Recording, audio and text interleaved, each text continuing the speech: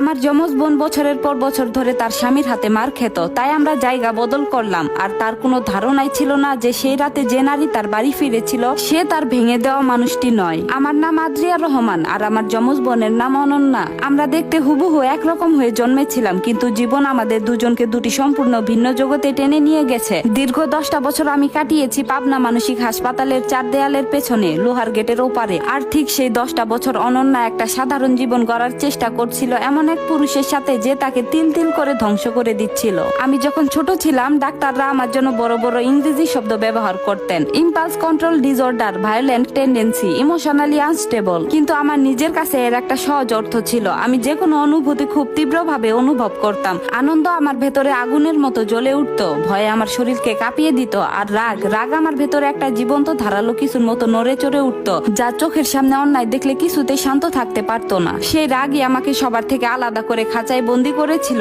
যখন আমার বয়স 16 বছর, আমাদের সিলেটের হাই স্কুলের ক্লাসরুমের পেছনে একটা বখাটে ছেলে অনন্যাকে জোর করে টেনে নিয়ে যাচ্ছিল।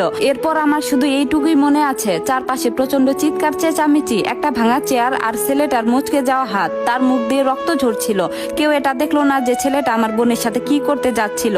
সবাই শুধু এটাই দেখলো যে আমি তাকে বাঁচাতে গিয়ে কি করেছি। পাগল মেয়ে, ডাইনি, ভীষণ বিপজ্জনক। লোকেরা আমাকে এই নামে ডাকতে শুরু করলো। আমার নিজের বাবা মাও আমাকে ভয় পেতে শুরু করলেন। আর মানুষের মনে একবার ভয় ঢুকে গেলে ভালোবাসা সেখান থেকে নিঃশব্দে বিদায় নেয়। তারা আমাকে পাঠিয়ে দিল অনেক দূরে, আমার নিজের ভালোর জন্য, অন্যদের সুরক্ষার জন্য। 10 বছর অনেক দীর্ঘ সময়। সাদা দেয়াল আর লোহার দরজার মাঝখানে বেঁচে থাকা সহজ নয়। প্রথমে ভেবেছিলাম এই জায়গাটা আমাকে শেষ করে দেবে, কিন্তু তা না হয়ে এটা আমাকে বদলে দিল। আমি সেখানে শৃঙ্খলা শিখলাম, রাগ এলে কিভাবে নিজের শ্বাস প্রশ্বাস নিয়ন্ত্রণ করতে হয় তা শিখলাম।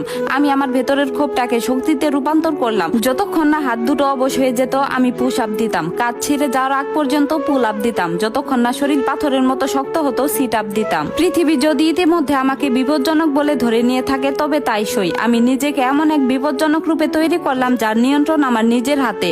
আমার শরীরটাই ছিল আমার জীবনের একমাত্র জিনিস যা সম্পূর্ণ আমার নিজের, শক্তিশালী, স্থির, কারো কাছে দায়বদ্ধ নয়। মজার ব্যাপার হলো পাবনার ওই হাসপাতালের ভেতর আমি খুব একটা অসুখী ছিলাম না। জায়গাটা শান্ত ছিল, নিয়মগুলো সহজ ছিল।